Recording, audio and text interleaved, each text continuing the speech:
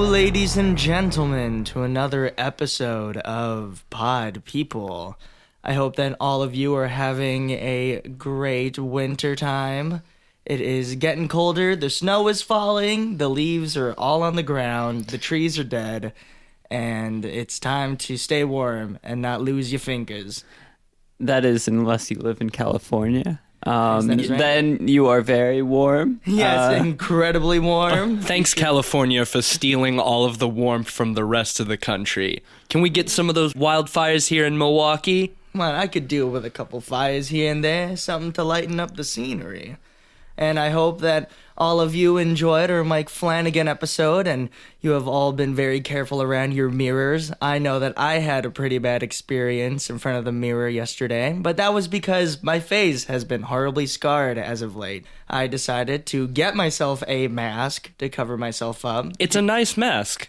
Thank you. I went over to the Halloween store, and just like many Halloween stores that are still open in December, they were very cheap. I got myself this nice Phantom of the Opera mask, but since my injuries are all over my face, it only covers about... I didn't want to say anything, but it only covers up part of your face, and it's not even the grossest part. So I think realized that putting it on... I know what I'm getting you part. for Christmas. Oh, don't tell me. I want that to be a surprise. I've had a lot of time off work. They have let me go. I am looking for a new job, but it has allowed me to catch up on some news. Amazon has recently purchased the Lord of the Rings franchise from Tolkien Estates. They bought it for a whopping amount, $250 million. Yes, indeed. That is related to our main topic today, as this is our Peter Jackson episode. Lord of the Rings isn't really a horror franchise, but still tangentially related. But we'll get into that. Yes, first let's talk about this Amazon deal. Like you said, Eugene, Amazon bought the rights to a Lord of the Rings TV franchise for $250 million, which is the highest amount that they have ever spent on a television series, and it's just for the rights.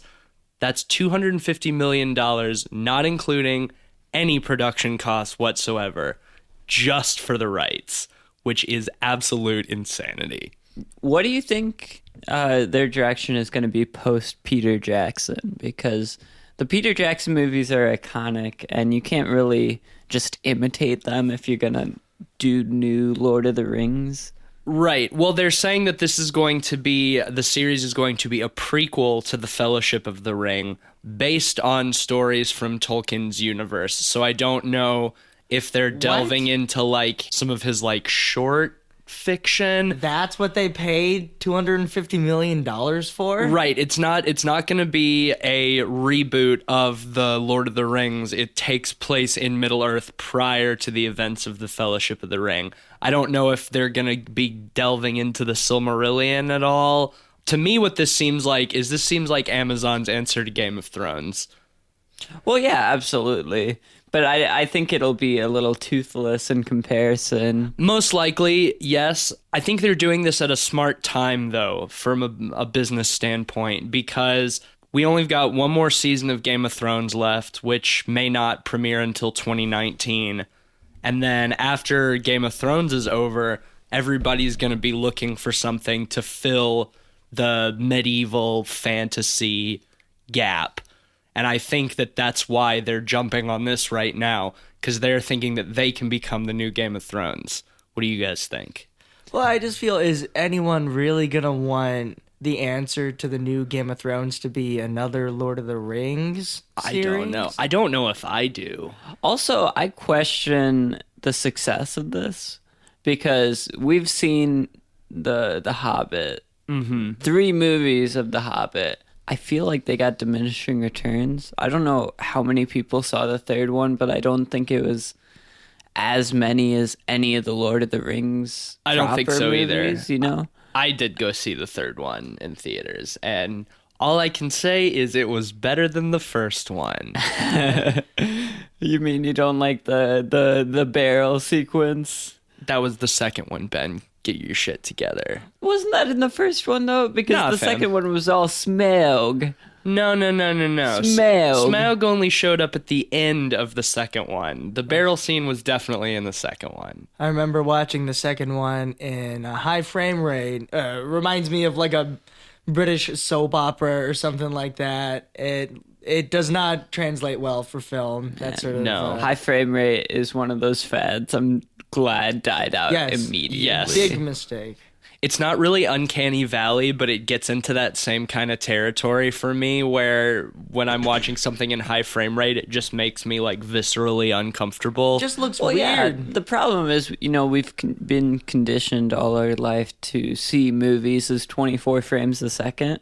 I read something super interesting about that, actually. Like, scientists went to, like, Inuit tribes where they haven't seen movies or TV or anything and showed them things in 60 FPS. And their eyes were conditioned to it to the point where afterwards, once they showed them like 24 frames a second movies, it looked like jumpy to them. Whoa. Yeah, so it's all eye conditioning. And Is it eye conditioning or is it just that Inuits see in 60 frames per second? gotta have fast eyes to catch those Seals. ice fish. All right, I think we're getting a little bit sidetracked. Let's get back to Amazon and the Lord of the Rings. It seems like this sort of medieval fantasy mix is something that we'll get tired of by the time Game of Thrones is over. And the reason why we cared about Game of Thrones in the first place was never really about the fantasy elements. Well, no, it's pretty lax on the fantasy elements, at least in the first few seasons. It's more like a fucking like political drama in a lot of ways. Right, and that's where Just a lot set of in a medieval fantasy setting. And especially if they're going to focus on characters outside of Lord of the Rings or even The Hobbit, I imagine, who's going to want to care? I don't know, dude. I don't know if I agree with you on that one. I almost think I would dislike this more if they just like rebooted the Peter Jackson franchise. I don't know. Maybe I'm just biased because I love the Peter Jackson Lord of the Rings trilogy so leave much. it alone. Right, leave it alone. That's what I'm saying. Like if they were going to just retell that story with different actors and different people working on it, Who's going to care otherwise? I don't know, man. It's too early to say. I'm keeping my expectations very low. What direction would you want them to take it? Like I said, it's too early to say. It all depends, because all we've heard right now is that Amazon has acquired the rights. They have not begun production. As far as I know, they have not begun casting. They haven't even begun writing. So it all depends on who they get involved on the project. I know what I want to see. I want to see like a multi-season Tom Bombadil Oh, yeah. series. Okay. No, now I'm on board with that. Where he's just living in trees, You know, smoking a lot of magic seeds. honestly, if they did shit out of the Silmarillion, I think that could be interesting, because a lot of stuff in that book is very it's very broad. It's more of like an epic, I guess. It doesn't get too much into minutia. And I think if they take some of those ideas, then they could flesh that out in basically whatever way they want. I guess we're just going to have to see. It's been a long time since I've read that book, too. What directors do you think could do a good job with this? Because it's not going to be Peter Jackson. It won't be again. Peter Jackson, And I'm kind of glad about that, because I'm glad he's moving on. I guess so. Although he, Tintin 2. I was not a fan of the Hobbit trilogy. I don't know if that was so much Peter Jackson's fault as it was the studio's fault for stupidly deciding to split a children's book into 3 fucking 3-hour movies. I blame both of them. Peter Jackson is equally to blame. Like, I guess so. He did his best with them, but Should we jump into our movies for today? As Yeah. we mentioned, we are talking about early Peter Jackson films. And we wanted to start off with his first feature length, Bad Taste, released in 1987. Yes. Bad Taste is Peter Jackson's first feature film, a director from New Zealand, for those who don't know. It is about a government agency trying to repel an alien invasion who are on Earth to use human beings as livestock for an intergalactic fast food chain. This movie is extremely schlocky, very over the top, just a whole lot of fun. I think the production of this movie is actually extremely interesting. It started out as an idea for what Peter Jackson wanted to be a 10-minute short film about a collection agent who goes to a town to retrieve collection for a charity or something, and he finds the town deserted and gets chased by a cannibal man who then leads him back to a house with a whole tribe of cannibals. Basically, I think Peter Jackson was trying to make the New Zealand equivalent of Texas Chainsaw Massacre. But once he went into the editing room, he realized that he had upwards of 50 minutes of usable content. So he just decided, fuck it, I'm going to flesh this out and turn it into a feature film. And so over the course of the next 4 years, he and his friends shot Bad Taste on weekends. And then towards the end of it, a production company in New Zealand gave him some money to finish it up because they saw some of his dailies or something like that. There was never actually a full script for this movie. They sort of just shot stuff as Peter Jackson came up with it and cobbled it together. It doesn't really feel too much like that. Like, it feels pretty cohesive for the most part. What do you guys think? Well, I don't know. I think its biggest strength and its biggest downfall, in that, the DIY feel gives it, kind of a tone for the whole movie that's fun and low budget, and, it's very entertaining in that respect. But it's kind of its downfall, in my opinion, because it loses a little bit of focus. Like, it goes in tangents several times. A little bit. I would say that it really just has one section in the middle that seems to really drag and feel sort of out of character from the rest of it. Other than that, I feel like it's pretty cohesive for the most part. It gets a little tangential at times, but it does a pretty good job of writing itself back on course, I think. At least in like the first 45 minutes to an hour. It does kind of get a little sloppy after that. Well, it keeps your attention for all that, because one thing that's very impressive is that Peter Jackson created all of the props, did all the special effects for the movie. It's extremely DIY. And there's certainly nothing like some of his other movies, but there's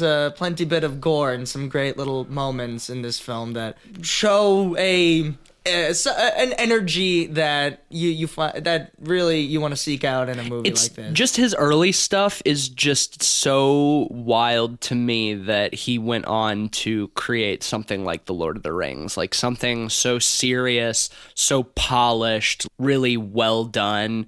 And then you look back at his early stuff, which I really enjoy, but it's exploitational, it's grindhouse, extremely gory, lots of practical effects, extremely comedic, intentionally so, super schlocky, really fun. He's like a different filmmaker, One thing I love too is that Peter Jackson plays two roles in this film.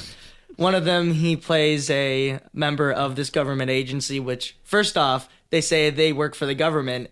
God, they do not look like they work for the government. I don't buy it. Sure, they might be undercover, but man, no, not for a second. Not Suspension for a of disbelief. Second. Yeah, I guess so. That's the funniest shit later on when they assault the house. Just three of them? Three of them, yeah, and a bunch three of them against like 80 aliens, and they're in like tactical gear, but it's really just like sweatpants and sneakers, and then like fake bulletproof vests. And I mean, I know it's all like low budget and stuff, so it's forgivable, but I just couldn't help thinking the whole time I was watching, like, these guys don't work for the government. These are just some fucking schlubby New Zealanders running around a coastal town. They spent all their money on practical effects and couldn't buy good costumes. My good costumes. I think they just wore what they had on. Like, oh yeah, just bring whatever you have from home. One thing I love is there is a moment, because he plays one of the workers for the government and an alien himself. Yes. That his other character captures, and the alien breaks free, and then they fight each fist other. Fight between each other, and it's all cleverly shot, so you can't see the faces of either one. If one Peter Jackson's on screen, because of course you can't have two Peter Jacksons at the same time, but it's done with such a care, and it must have taken a while to shoot. You admire the amount of time that he took just to film that sequence, him fighting himself. Oh yeah, it's great because he obviously shot all of the stuff with where he's playing the alien Robert first, because he's got, he's a little bit more like the Peter Jackson we recognize. Yes, long with hair, the great bushy beard, bushy beard, still very young. He hadn't gotten fat yet. He's still skinny. And then he just shaved off his beard and gave himself a bad haircut. And then he's Derek, the government agent, who is extremely schlubby and also very whiny. But he's just perched up on the cliff, and he has the alien dangling off the cliff by a rope attached to his foot. And he starts jamming a nail into the like a bayonet, and he's like hammering the bayonet into the bottom of the alien's foot, and so the alien screams and calls for his reinforcements.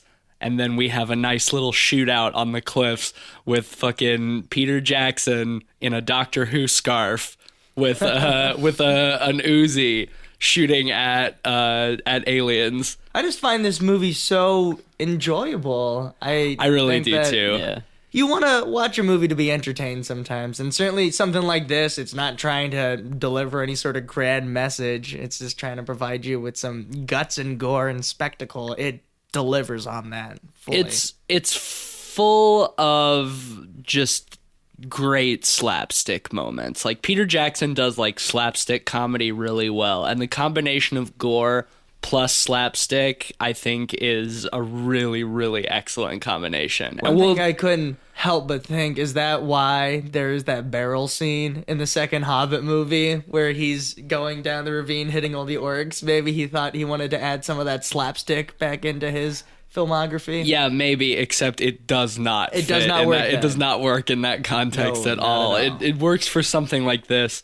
And I mean, as a directorial debut, this film still has plenty of problems, but a lot of those are very easy to overlook just because of how much heart it has, Like, it's obvious that Peter Jackson wanted this movie to be good. He took it seriously. It's funny, but he obviously took the creation of this movie very seriously, and the love and attention to detail is apparent. Right, because there is that difference between making a serious movie and taking the production of a movie seriously, because this movie's goofy. Oh, this yeah. movie is all around just absurd.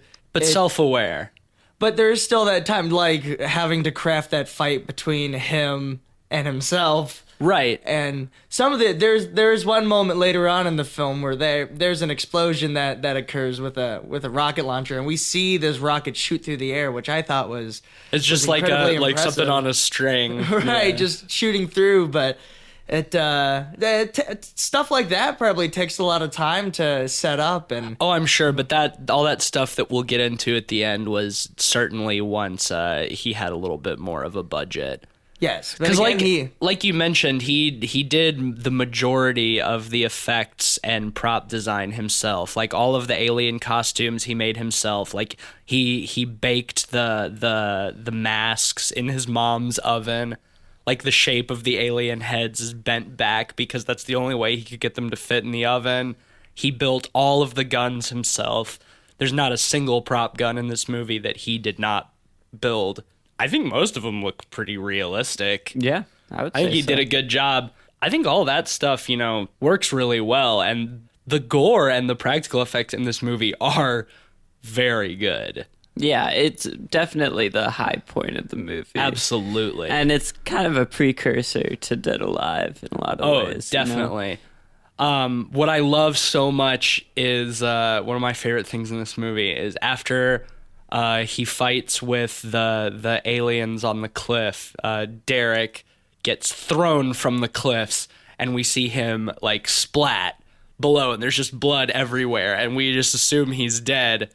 And then later, it comes back to him, and he wakes up, and we see that he just landed on a nest of seagulls that broke his fall, and they're the ones that splatted. Yeah, he like gets up, and there's just like a pile of like maimed and dying seagulls just like twitching.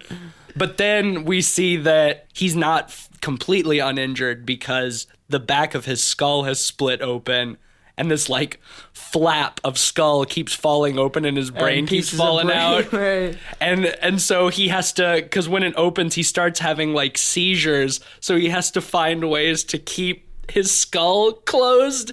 So first he puts on like a top hat, and then by the end he just has a belt cinched around his head.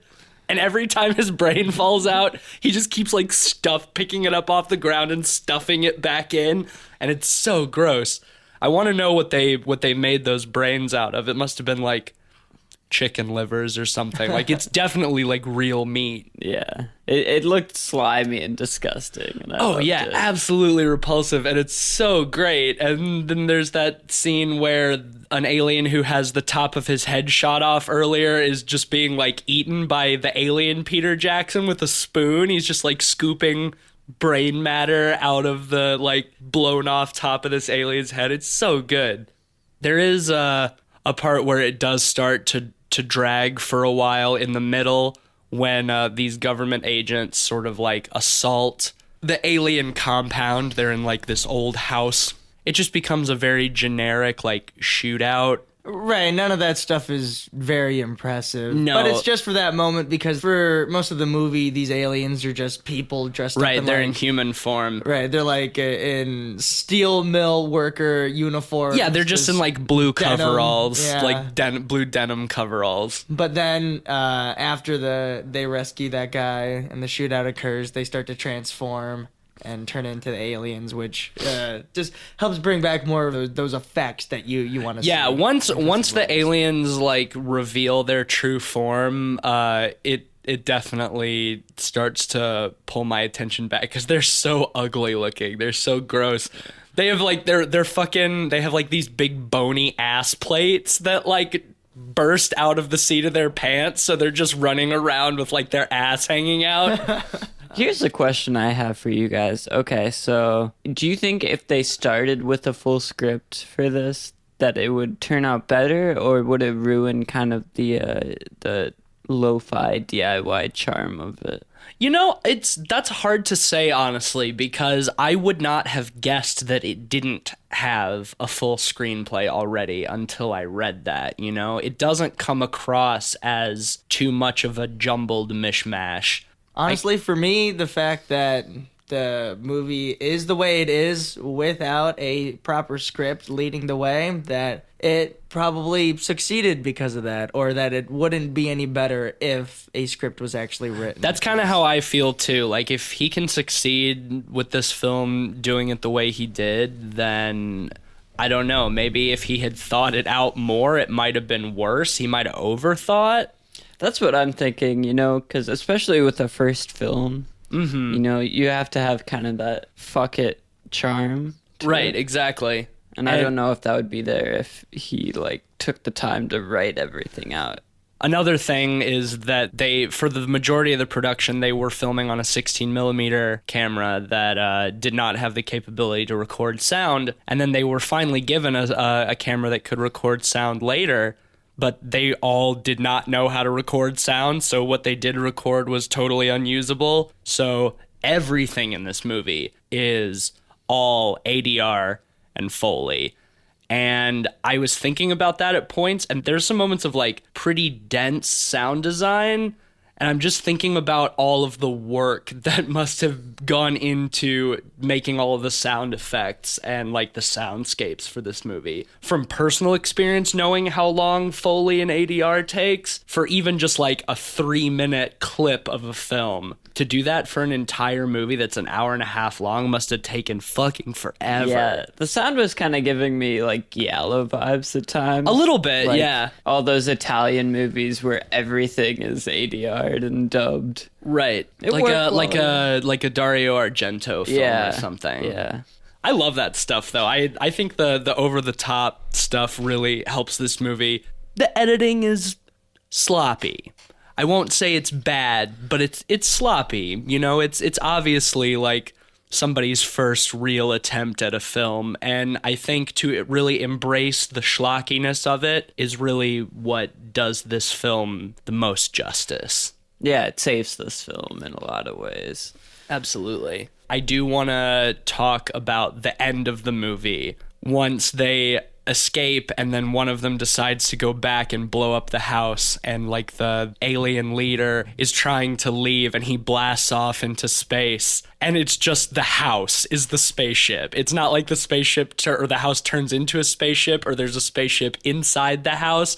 It's literally just the house just blasts off into space. What the alien leader doesn't realize is that Derek is in the house with the chainsaw, and he cuts through the ceiling of the room above the alien and falls on top of him with the chainsaw, and then goes all the way through the alien's body and like straight dive. In a straight dive, like goes through his head, through his entire body, and like out his ass. Which at a certain point he's sticking out from the bottom, and you can still see his feet sticking out of the top of the alien's head. Are his feet like 5 feet long? That's a bit absurd. I guess, I don't know. And then at one point he's like, I'm reborn. And then after he kills him, he puts on the alien leader's skin, and he's on his way back to their planet, and he's gonna kill as many of them as he can. I thought that was a great ending. Right, setting it up for a sequel if anyone was ever interested. No. That's what he should do now. No, Right, no, it's Lord of the Rings. no, Yes. Bad no. taste too. Yes, you should do it. Don't ruin this movie with a sequel 20 years later, 30 years later. Taste Don't you. do it. Don't Taste do it. even What if he worse. does like a Twin Peaks? No. Okay, but yes, now that's all. ratings. That's all I wanted to talk about. So now we can get into ratings. So I'll start. I'm gonna give this a solid 3.5 out of 5. It does drag a little bit in the middle. It starts to get kind of boring, but it really finishes strong, and the whole beginning is just really, really excellent. A very earnest, heartfelt attempt at a first feature film, and I think it succeeds in that aspect. So, Eugene? For me, I'm gonna have to give it a 4. I think that this is a great movie to watch with a couple friends, even to watch by yourself. Yeah, one thing we didn't mention is the music too. That it adds some of that whimsy to it, or that energy that helps keep it chugging along, which is something that seems to follow through in a lot of his earlier movies. The music is a big part of what helps keep it going tonally or just in terms of pacing. And this is something that everyone should definitely check out if you're a fan of the Lord of the Rings trilogy. It's something just to see where this director came from, because it's very humble just to see where he's coming from, because this is nothing like Lord of the Rings, and if you like Lord of the Rings, does not necessarily mean you will like this movie. It's very, very different, but still totally enjoyable and interesting as a retrospective to see where Peter Jackson is now and to see where he started. This movie is a great launch pad for Peter Jackson. You see a lot of trademark elements of his early stuff in this movie. I think this movie could have used a little more focus, in my opinion. It kind of dragged a little bit, and it was a little all over the place at times, but the high points are so high, and it's super entertaining throughout regardless. So I'd give this a solid 3.5 as well. Worth checking out. Maybe not the first Peter Jackson movie you should watch, but it's a solid movie. All right, so that gives us an average rating of 3.6 out of 5 pods.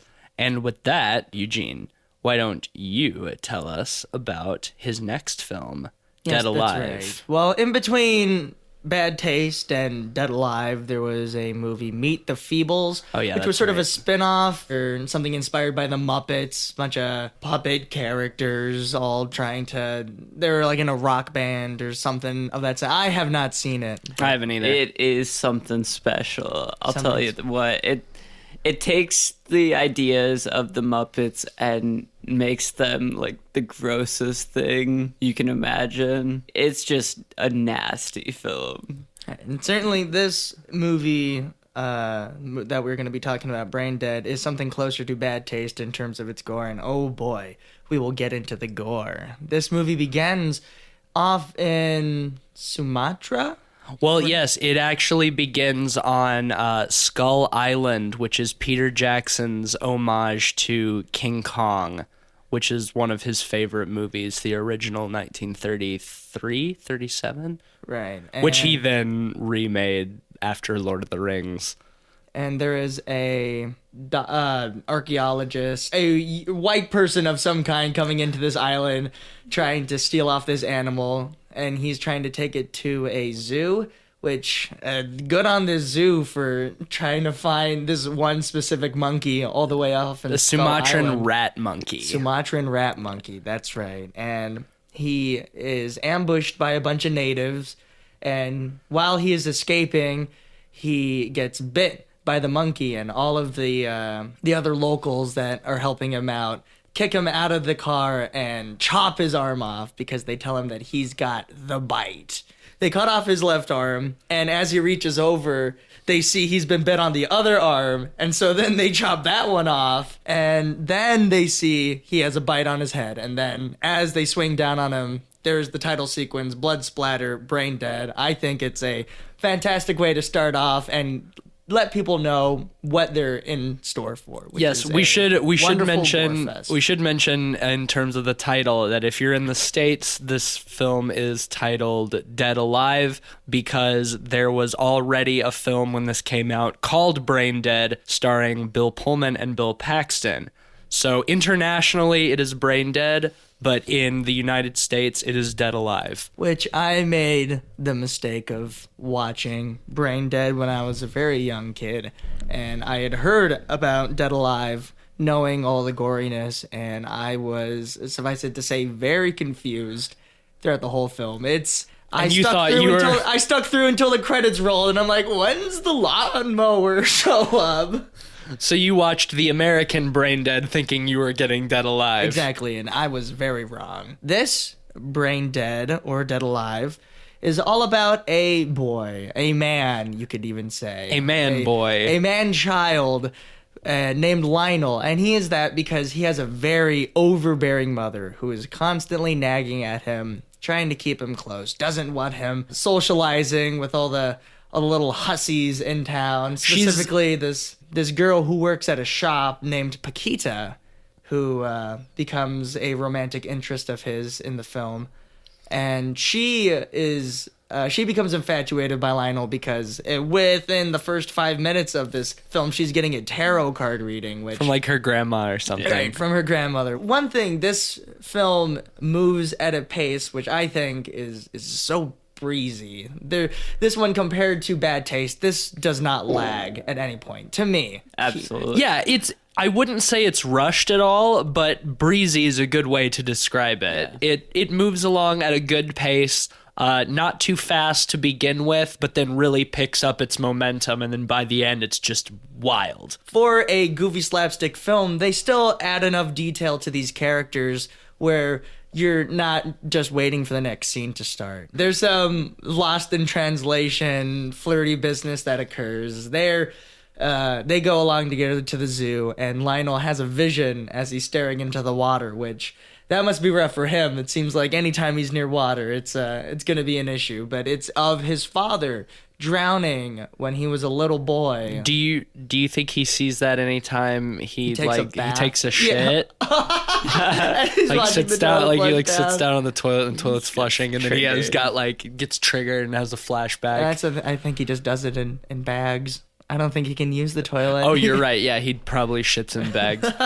But while they're at the zoo, they see what we saw in the beginning of the film, the Sumatran rat monkey. The way they introduce it is great too. Like, oh yes, they have the normal monkeys like throwing apple cores at Paquita, and she throws it back, and suddenly the Sumatran rat monkey like grabs one of the monkeys. Just like a massive. No, it slap. punches it. It punches the monkey and kills it, and then like rips its arm off and starts eating it. Yeah, and which is all done in stop motion. The Sumatran rat monkey is stop motion, which is always dated, but I find incredibly entertaining. It's part of the charm for me. I think it is. And it's really like the only part in the movie where there is stop motion for the most part. Everything else is like makeup and like you get some later puppets. On. You get a little bit later on, I think. While they're at the zoo, the mother is on their tail watching closely to see what they're doing, and while she is leaned up against a cage, she is bitten by the Sumatran rat monkey. And then that night, she begins to go through a horrible change, and her body starts to decay, and she turns into what could be best described as a zombie. Yeah. These are certainly different from zombies in like the Romero movies or things of that nature. But they're definitely closer zombies. to like Return of the Living Dead. They got a bit of sentience. They're just they hunger for human flesh. All that good stuff. Good zombie action. This mother character is very Psycho-esque, and I mean that is in like reference to the movie Psycho. Like she's like Norman Bates's overbearing mother. Who uses guilt tripping to like keep her son totally under her control. And that's the funniest shit in the movie too, is that once she starts becoming a zombie, Lionel still feels this need to take care of her. And even though she keeps like doing these horrible things and she's decaying and falling apart, he's still trying to like take care of his mom and keep the situation under control. Even after she's been declared dead and they have her funeral and everything. In the first scene we see of the mother after this bite has begun to take hold of her, she is visited by this lead, the WLWL, it's called. I forgot what it stands for. The Wellington Ladies Welfare League, something like that. Yeah, well, it should be mentioned that Lionel's mother is extremely rich. They live in this like big mansion on a hill and are part of like high society. So these people who come to visit are, very proper and snooty and uptight. Yeah. During this scene, after they have their dinner, and she's struggling the entire way through, stuttering her words, shaking her plate, she grabs a piece of steak off of one of the other woman's plates. And just starts tearing into it. And then her ear falls off into her bowl of custard. Yes, that's right, because custard is brought over, and while she is picking at her wound, a bunch of pus and blood shoot out into another bowl of custard, and the guy, it's a very nasty It's scene. gross. This is like truly the beginning of the gross out parts of the movie. Right. And I think this may be the grossest movie I've ever seen. Yes, it is. In the best way. I love it, but it's so gross. It builds up. Yes. Which is a nice thing. But once it gets to the end, it goes balls to the wall. Yeah. On the subject of how gross and gory this movie is, Eli Roth says that this is the only film that's been able to satisfy his bloodlust. Good for Eli Roth. He needs something just to relax himself sometimes. Yeah, well, no, the only thing he could jerk off to. he says his favorite horror comedy, and the only movie that it reaches the level of goriness that he is really looking for. But so the mother is deteriorating, getting worse. As we mentioned, she finally collapses, and they call the nurse over. And the nurse, not a very good nurse, she goes up to the body and looks at it, doesn't do anything, turns over to Lionel and says, "Your mother's dead."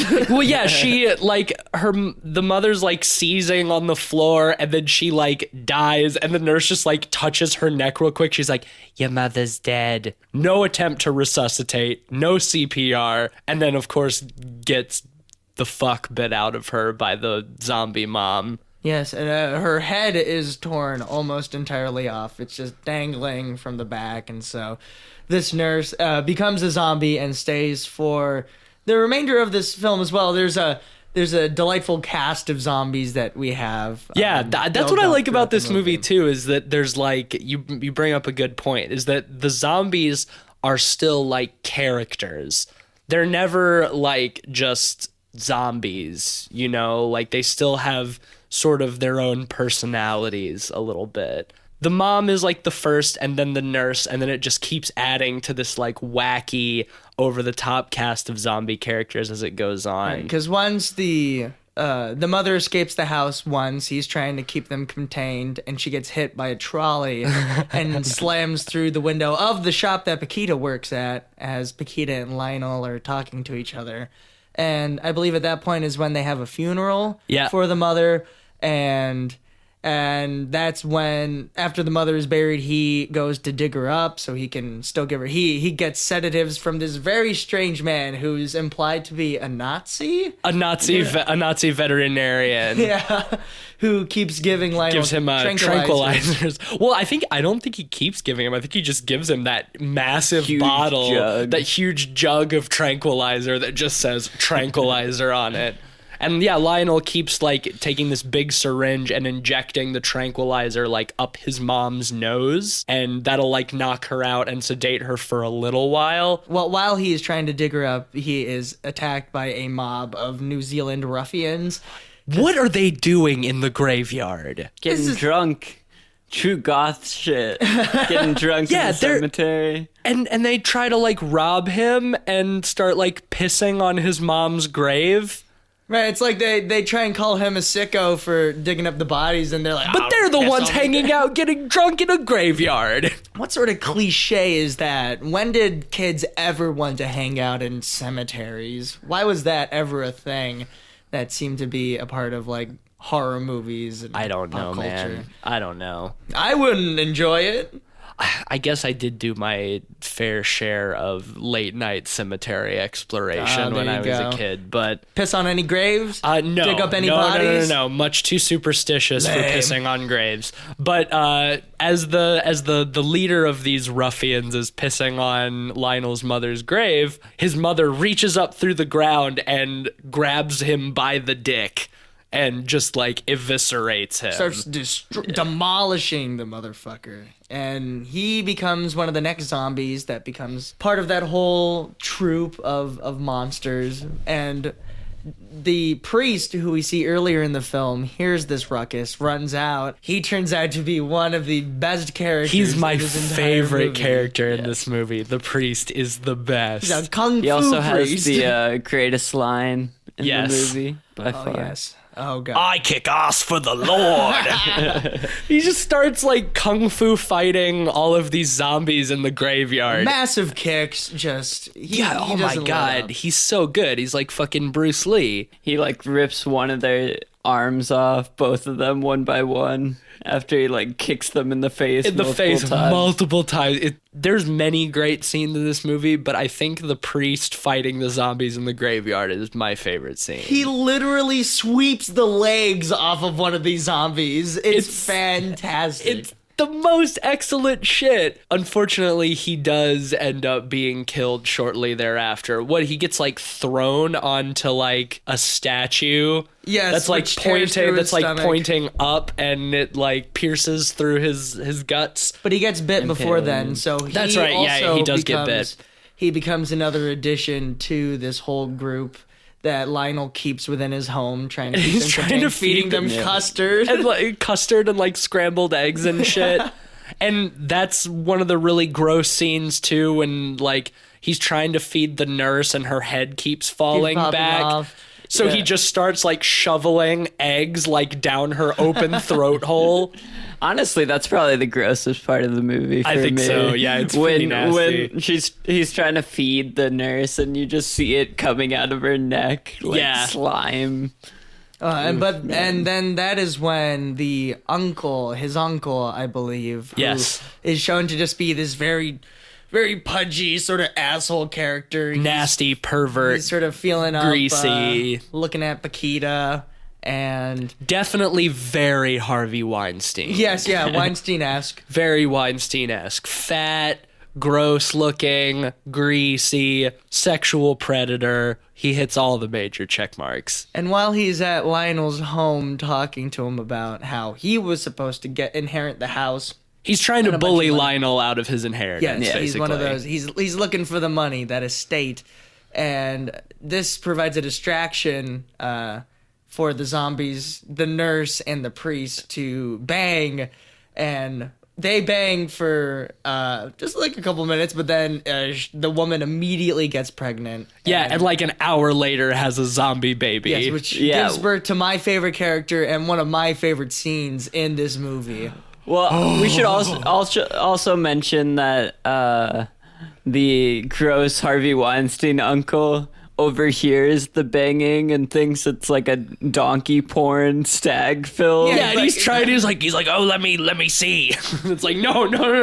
This is the great one with the whore donkey and the donkey. chambermaid. Yeah, The donkey and the chambermaid. That's right.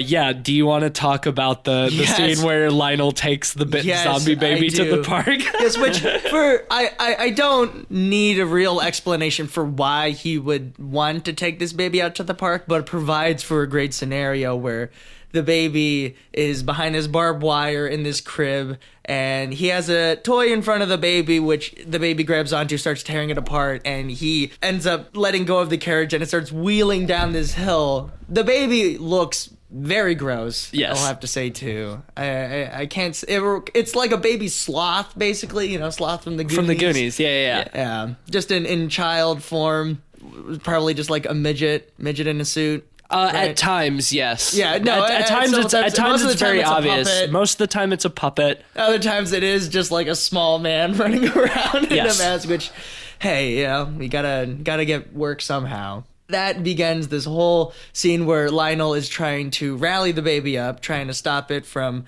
running up to like little kids and just attacking these people. And Lionel grabs him and starts swinging him around by the feet and starts giving him like wrestling moves, slamming him down. Banging him Punching into him in the playground face. playground Yeah. equipment, punching him in the face. There's this homeless man watching and he's going like, yeah! Homeless man, I forgot about him. That was fucking hilarious.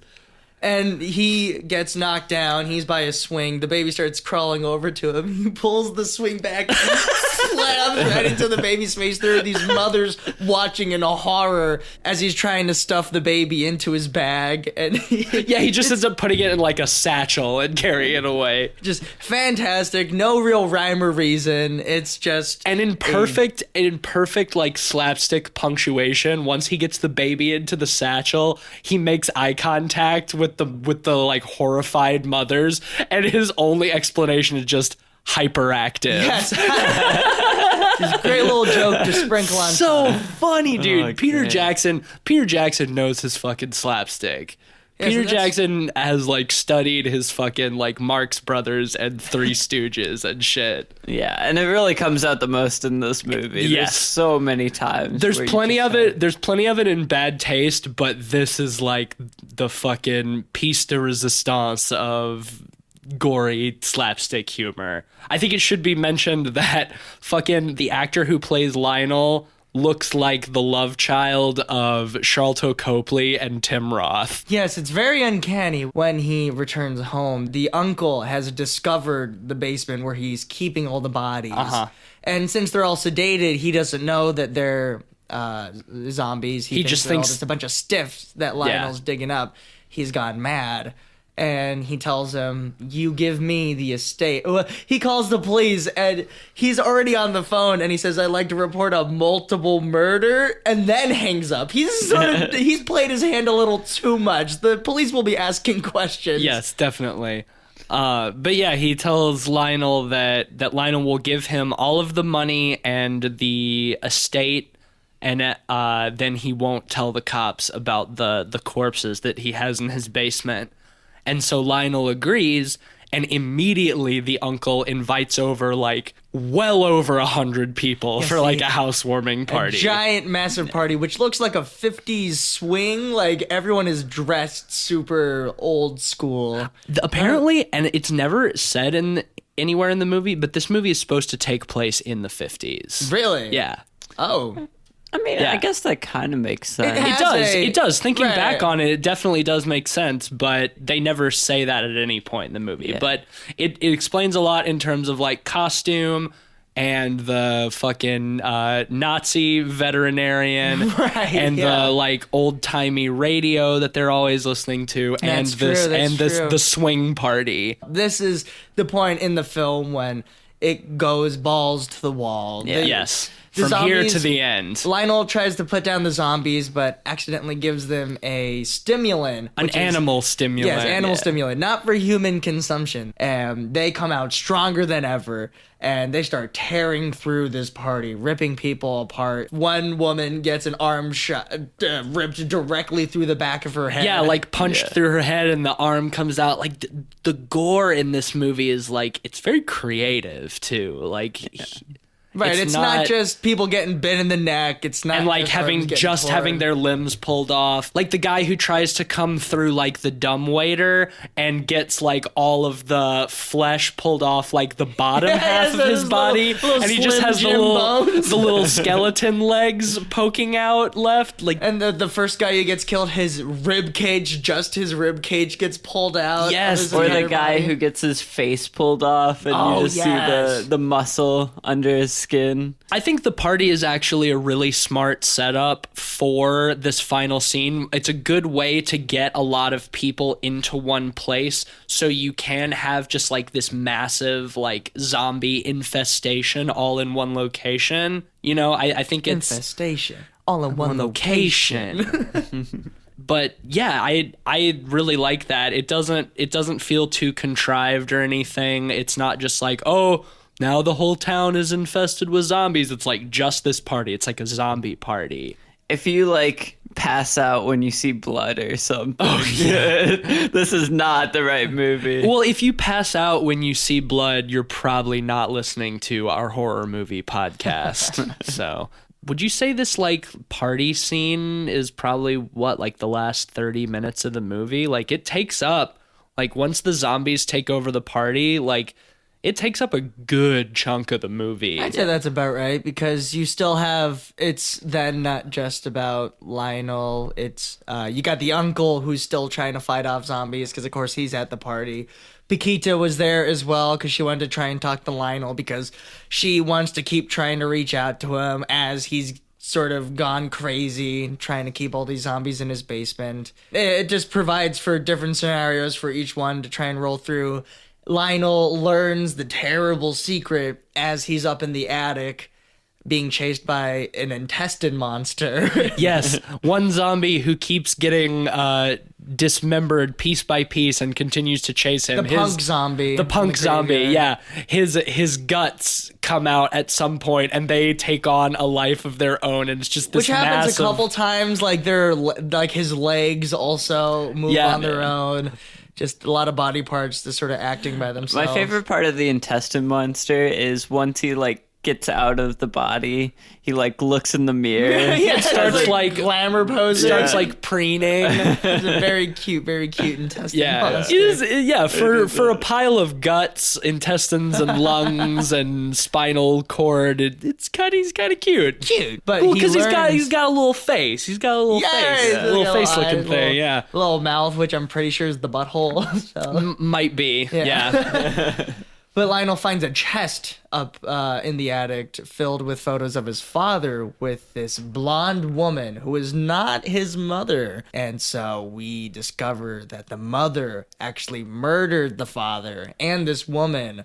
Whose skeleton is also in the chest. She kept in that chest. He's repressed it because he once he sees that, then he has a flashback of being a little boy and sitting there watching his mother like drown these people, and he's just totally repressed it. And that is when he turns on his mother, because throughout most of the movie he's trying to protect his mother as she's turning into this creature, but this is the point when he has that sense of vengeance again. Right, this is when he really snaps, and that's when he grabs the lawnmower.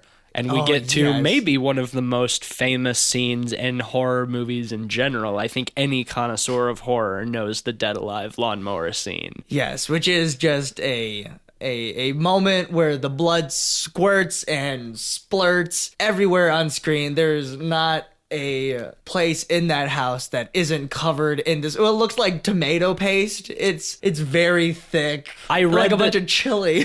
I read that during that scene where he's just cutting through all of these zombies with the lawnmower, they were pumping fake blood at a rate of 5 gallons per second. Jesus, that is 5 a lot. gallons That's per so much. second. That's a ton. Yeah, and I think the scene ends perfectly too when the lawnmower finally stops working and the zombies are coming from him and he's trying to run away and he just keeps slipping on the blood, so he's like running in place and the zombies are just getting closer and closer. Doesn't that happen before? Yeah, it does. Or is that before? Yeah, it's before. Yeah, because afterwards the lawnmower stops working And he's and just the slipping punk around. zombie comes using his arms to move his legs. Yeah. Okay, yeah, And no, he I guess you're finally right. That's jumps before. over, and the punk zombie lands on the lawnmower, like the blade of the lawnmower. Like his upper part of his body. And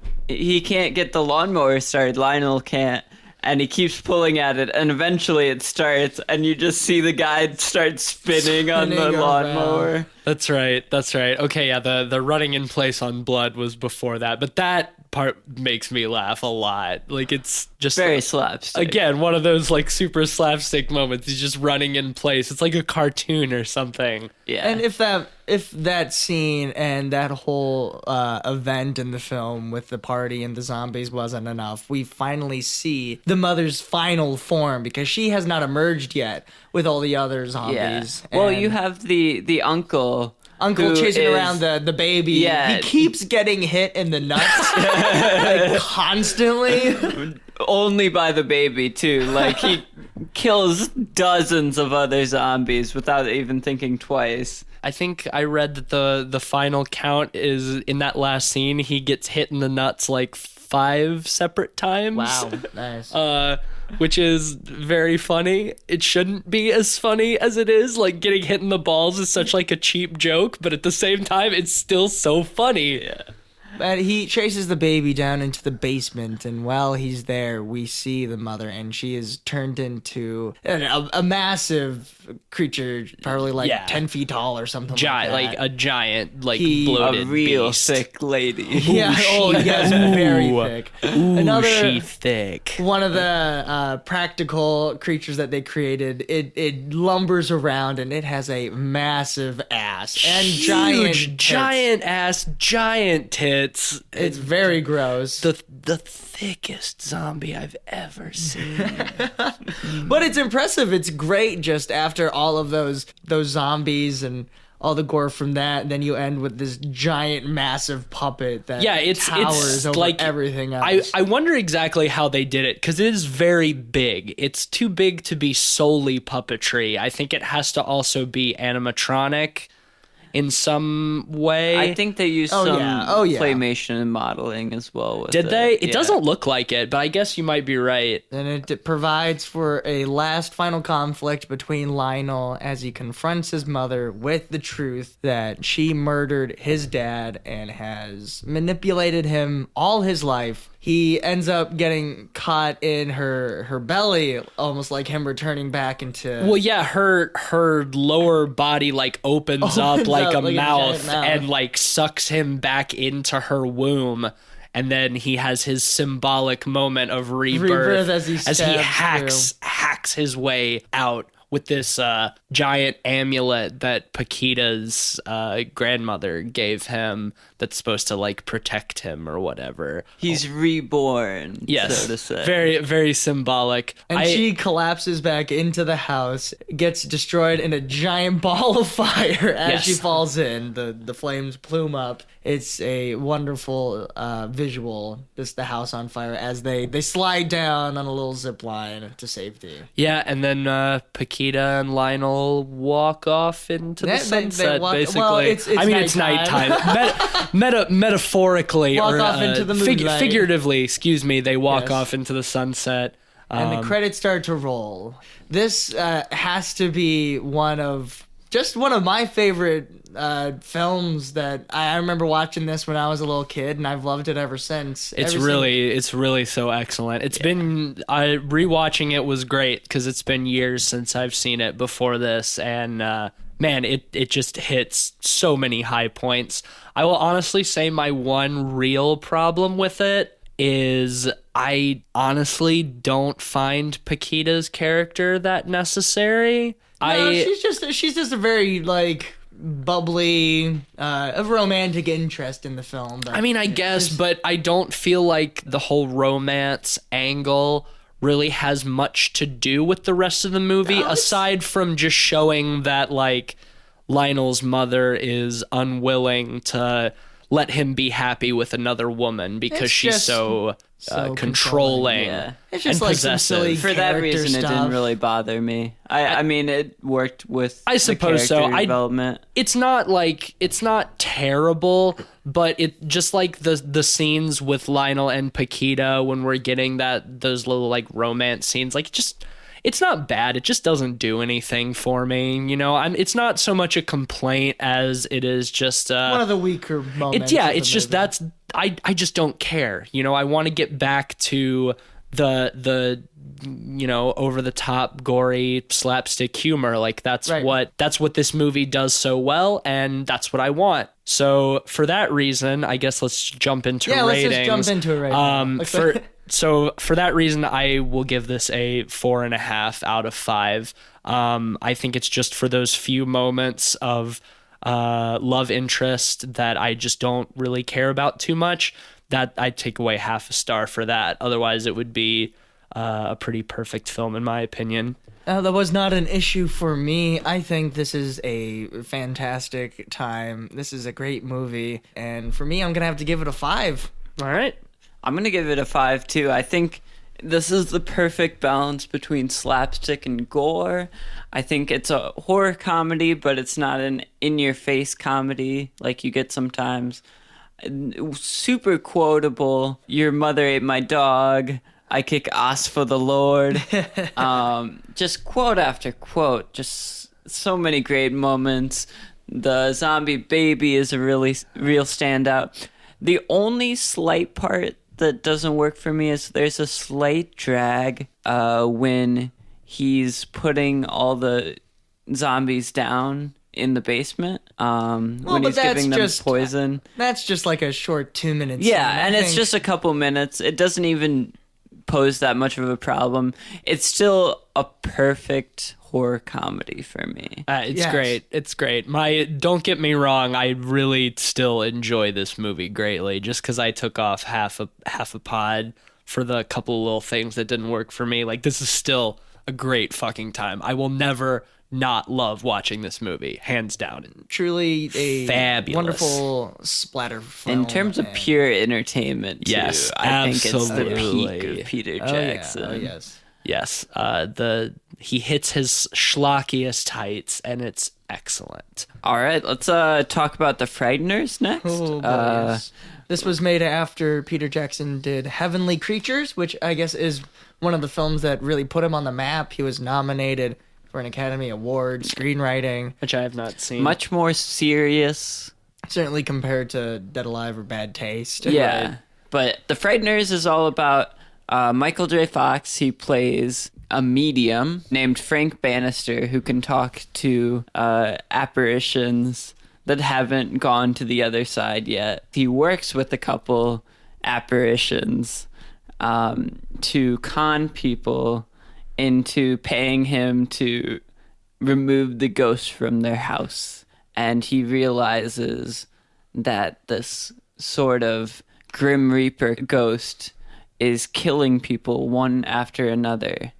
And so he goes out to try to solve who the Grim Reaper character is and try to stop the ghost from killing more. This movie, made in 1996, so I should emphasize very early CG is used in this movie. This is a departure from a lot of the practical puppetry or stop motion effects from his earlier films. The stuff that makes his earlier films so great. This big budget Peter Jackson now. We've moved on. This was produced by Robert Zemeckis. Which is, for me, a very weird team up. Yes, there seem to be things that clash within this. And, it's... I think we're a bit divisive on that one. Yeah, this is for sure our most contentious one because Eugene and I definitely feel one way about this movie and Ben feels a different way. Look, it's a fun movie. Like, you can't deny that we had fun watching this movie. Yes, we did. Yes, we did. But I think that's because there were 5 of us sitting in a room. Doesn't that make it successful, though? We weren't laughing at the intended jokes in the movie. We were laughing because it's so bad that it's good. It's this. I think in order to get enjoyment out of this movie, you have to be one of 2 things, or a combination of the 2. 1, drunk, or B, with a bunch of your friends, or drunk and with a bunch of your friends. I did enjoy our experience watching this movie, but if I had to sit and watch it by myself with nobody around to listen to my witty criticisms and listen to the witty criticisms of others, I think I would have had a hard time sitting through this movie. It's such schlock that it's successful, in my opinion, because it's so funny. And, even if you're not watching it alone and that's the only reason it becomes good, that doesn't mean it's bad. I mean, there's plenty of... Look at most action movies. Most fun action movies are not nearly as good if you watch them alone. If you watch them with groups or drunk, they're great. That's why this kind of falls into that same territory. That's why I only watch those movies with people or drunk. Yeah, that doesn't make those movies bad, though. Well, here's the problem that lies with the film for me is that with Bad Taste and Dead Alive, they were still pretty low-budget movies.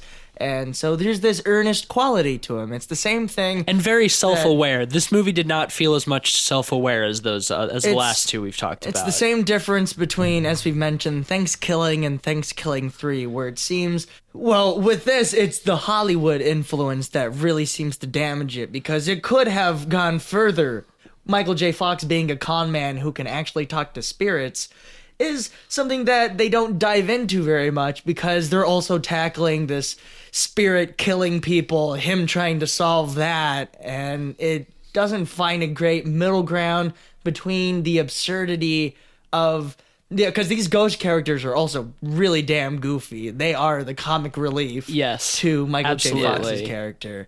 They introduce Michael J. Fox's character where he's driving drunk like a piece of shit, almost drives straight into a Mack truck, pulls away at the last second, and just drives into this dude's, lawn.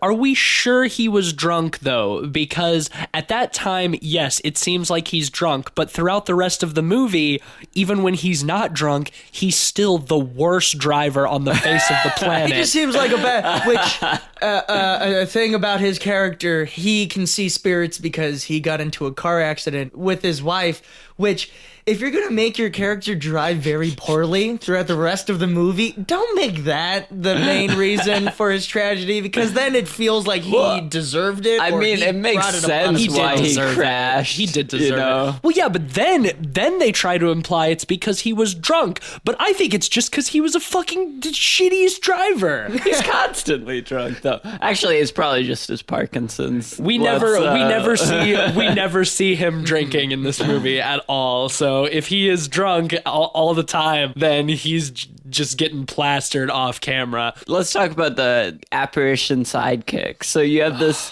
70s black guy apparition who's super stereotypical, has an afro, talks in kind of jivier African-American vernacular. The big peace sign chain. Which the giant peace sign necklace. I forget how they explain the reason behind why they help Michael J. Fox out. They never do. Yeah, they don't really explain it. For some reason, they're helping him con people out of lots of money, even though they don't get anything out of it. They don't really explain that. No. I mean... Plot hole number 1. Yeah. Oh, yes, many of them. I mean, if you were dead, it's either just stick around at the graveyard, wasting away.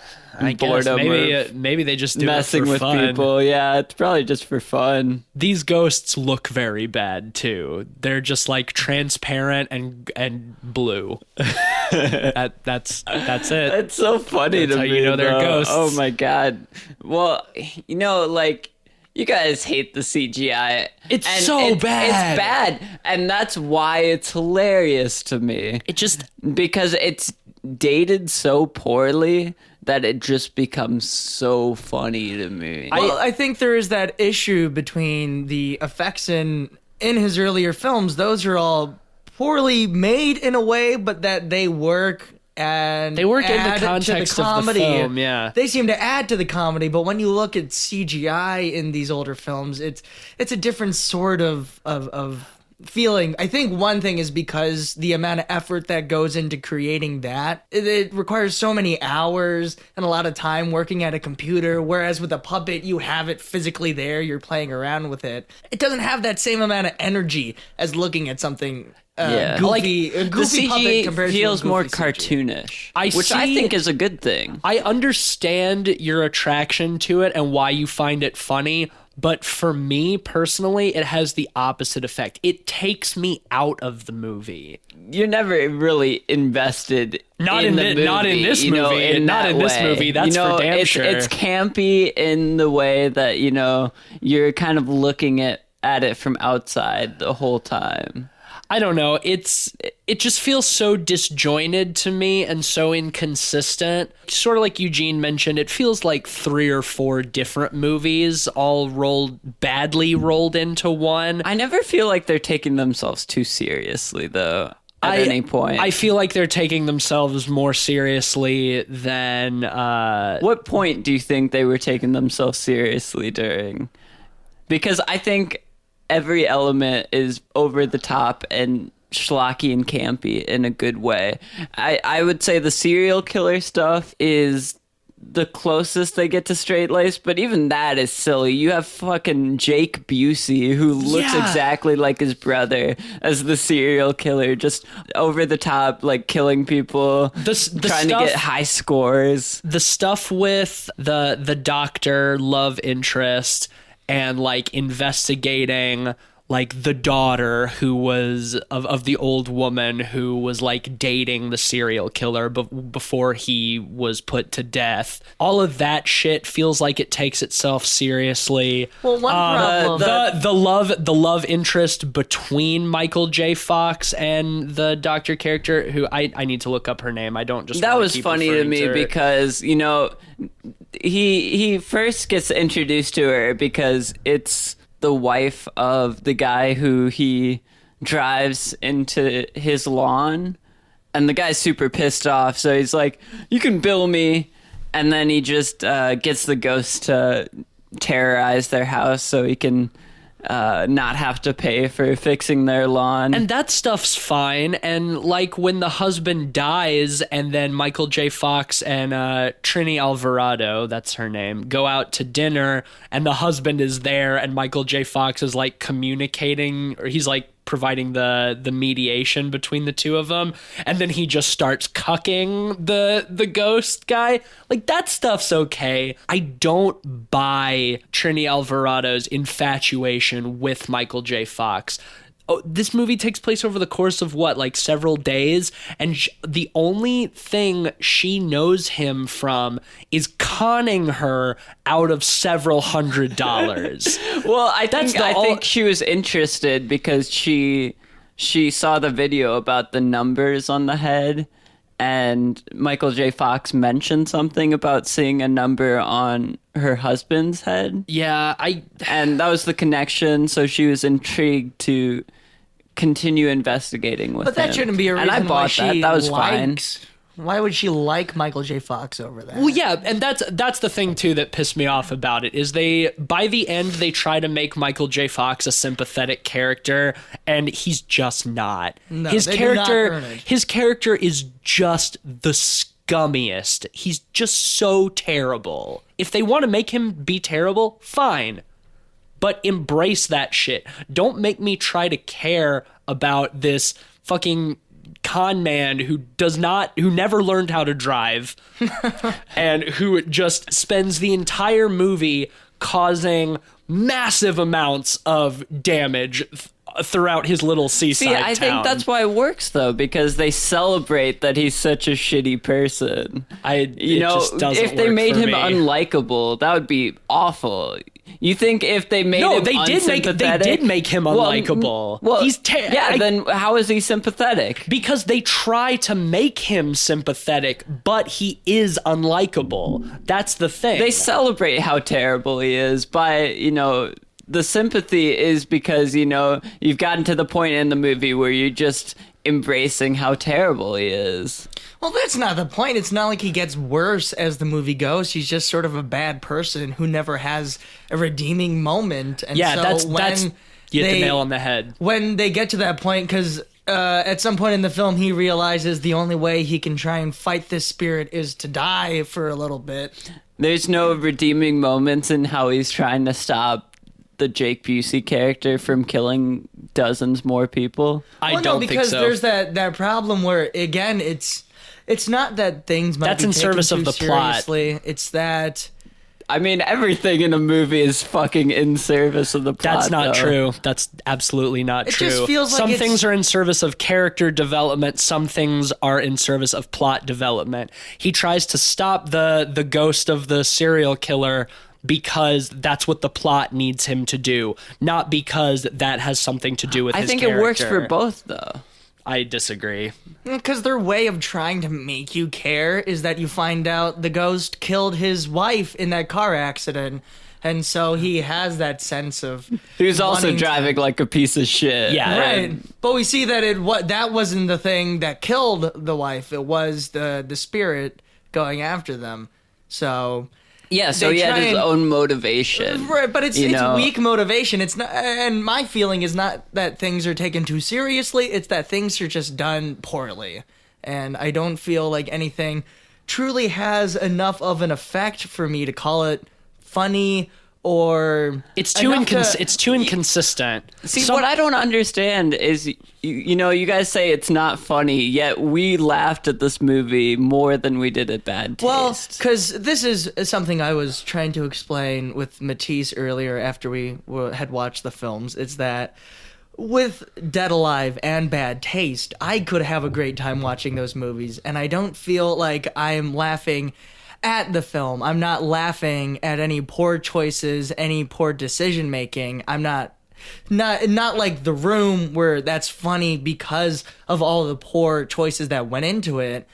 That's a whole different level. With this, I don't enjoy the mistakes that they made, and I feel like the only reason we laughed was because of all the mistakes rather than anything I intentional. wouldn't have laughed at most of that stuff if I had been watching it by myself.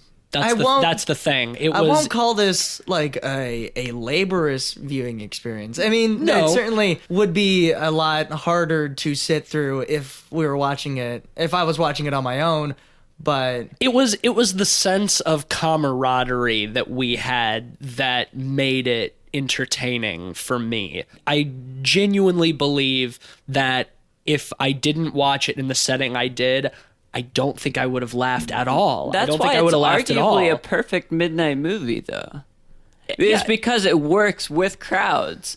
You think at a theater with a bunch of other people, it would be a bad movie? No, it'd be awesome because you have that camaraderie, and that's why it's effective. Because you shouldn't talk in a theater while you're I know, watching a but movie, you're all laughing at the ridiculousness of maybe. the schlocky, over-the-top elements. If we want to talk about the schlocky over-the-top stuff that did work in this movie, let's talk about Jeffrey Combs' character, because he was by far the highlight. Yeah, his character is amazing. He's the best, and I think I know why too. My big problem with this movie is, as I've mentioned before, the inconsistency. And it's because some of it feels very Robert Zemeckis. He was only the executive producer, but his fingerprints are all over it. Some of it feels very Robert Zemeckis comedic, like Back to the Future and shit. I give Roger Rabbit vibes. Which is great, and Back to the Future is great, and Robert Zemeckis is hit and miss for me. I get major Roger Rabbit vibes with a lot of it, though. Right, with the dark comedy So stuff. there's some of that, and then every now and then there's like real, true, like early Peter Jackson vibes to it, especially with Jeffrey Combs' character. And the two just... they work fine on their own, but they don't mix. And it's that inconsistency that bothers me so much about this movie. See, I kind of disagree, though, because I feel like the Jeffrey Combs character feels kind of like the bad guy in Roger Rabbit, where he's like an evil Nazi-esque character. And it's very over the top and goofy, but it works because it's so cartoonish. I think I made more associations with Jeffrey Combs' character as like characters in like Dead Alive or Bad Taste. I think that if you took that character and put him in one of those movies, he wouldn't feel out of place. And a big part of it is contributed just by it being played by Jeffrey Combs. Like, he is like the embodiment of over-the-top schlocky horror character, and he does it so well. And his eccentric FBI agent in this movie, where he has something about women yelling at him that makes him vomit, and he's like nervous, and he doesn't want to enter rooms, and he sort of just like keeps peeking out from like behind the door frame when he's talking to people. His facial expressions and everything he does, like that shit, that feels like a character that Peter Jackson wrote. That feels like a character that I recognize as a Peter Jackson character. And when we find out that he's the way he is because he specializes in like infiltrating cults, and so his entire career has been based around spending time with these like satanic cults, and like he was like the Manson family's sex slave for like 6 months and all of that shit, like that shit is great. He is the best part of that movie. His performance, his character, the way he's written, everything, like all the Jeffrey Combs stuff in this movie, I am all about. And it gets to a point where he's all I want to see. When it cuts away from him and goes to fucking Michael J. Fox and Trini Alvarado or whatever, I'm just like, no, just bring back Jeffrey Combs. He is the best part of the movie. Don't get me wrong. I totally agree with you there. I think having him emphasized much more than he would kind of take away from the charm of the character, because I think it works so well because he doesn't overstay his welcome in the movie. He's punctuating the movie with these hilarious parts. I guess, but he does such a good job that it makes all of the rest of the parts so lackluster for me. It doesn't even necessarily need to be more of him specifically, but if the rest of the movie would take the same kind of tone as Jeffrey Combs's character, then I think it would be a lot more successful. And also, this is kind of off topic, I fucking hate the score of this movie. I hate the music in this movie. The Danny Elfman. And Danny Elfman has his place, but he does so much Mickey Mousing in all of his movies. But in this one, for some reason, it was really, really grating for me. For something like Home Alone, it works okay. But I felt that it sort of went along the same lines of the soundtracks and scores in Dead Alive or Bad Taste. I didn't find it too. Yeah, honestly, like I feel like it emphasized the breakneck pace and the sheer fever dream feel of the movie, that it kind of worked. I think there was too much of it though. There's basically continuous music for the entire film, and it got to the point where the few moments of silence where there is no music were noticeable to me, because I was so used to this Danny Elfman Mickey Mousing all the way through the film. And then the parts that they did choose to be silent were parts that didn't need to be silent, and that it really was like jarring. Granted, that happened at one of the funniest moments in the movie at the end, when Michael J. Fox goes up to heaven and then is sent back down because it's not his time, and the music just cuts out, and as he's falling, he's just like, whoa. Just like this greatest take. Whoa. Just like it's like, that's the take you decided to use? So funny though. That was very, very funny. I will say that is one of the moments that I did laugh the hardest, because it's so bad. I don't know. I think maybe I would have liked this movie better if it had gone more over the top ridiculous, then I would have been able to laugh at it more. This movie was so over the top that it was cartoonish at times, though. And that's why I loved it. You know, maybe, okay, I'll agree with you that if I watched this alone, maybe it wouldn't be as fun.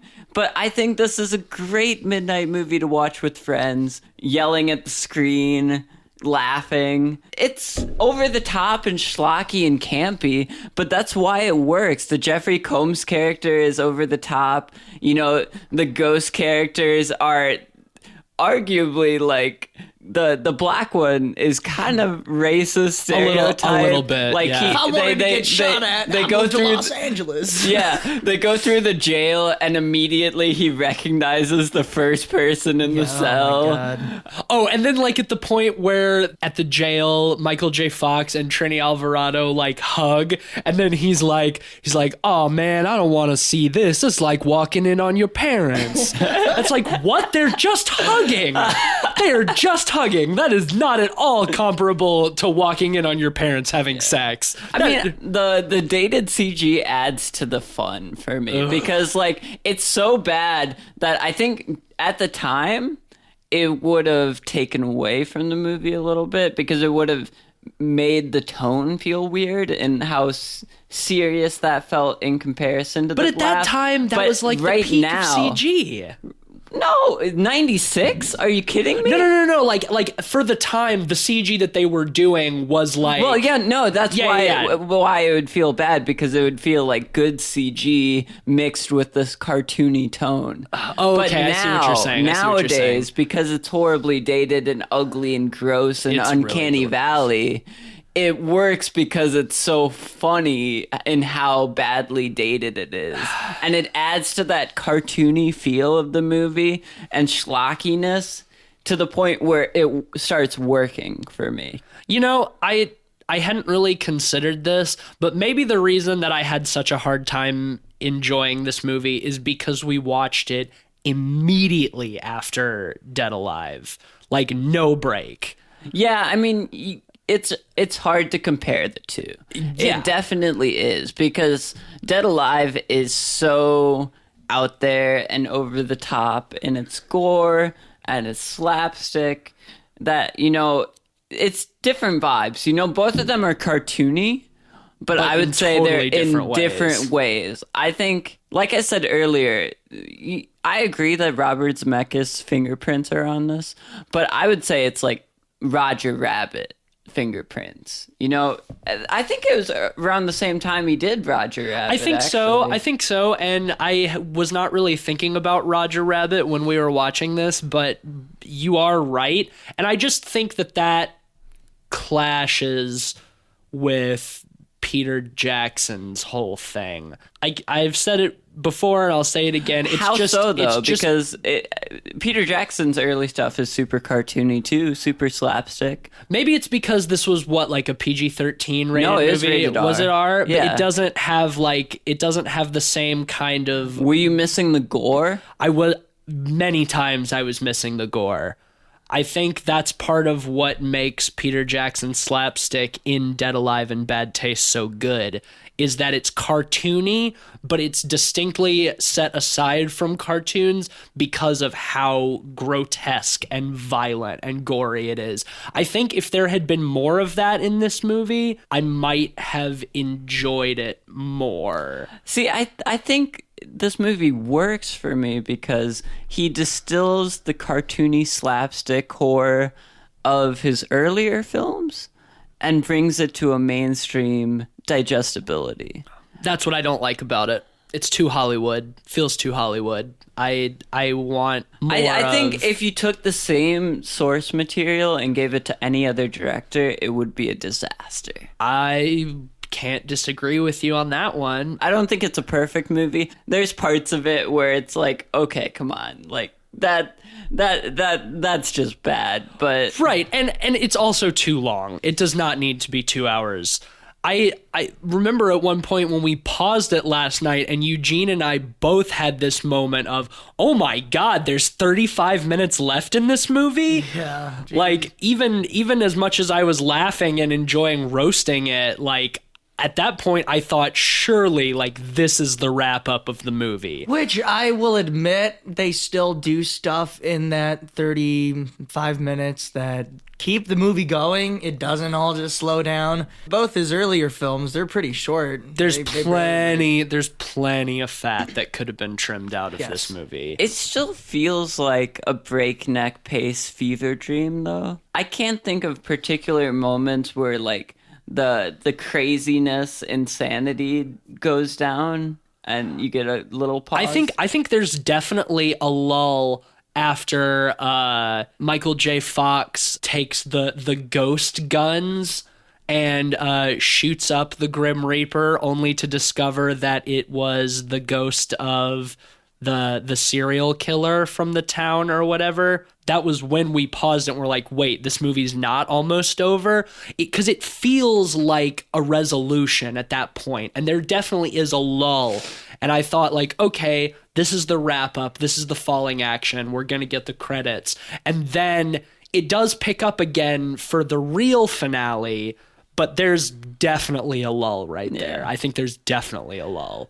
The ghost logic is super weird to me. Yeah, it too. doesn't make any sense. The Ghosts Grim can kill Reaper, each other? Slices one of the ghosts in half. Several ghosts he kills. When they go into the cemetery, one of the biggest characters, standout performances too, is Arlie Ermy.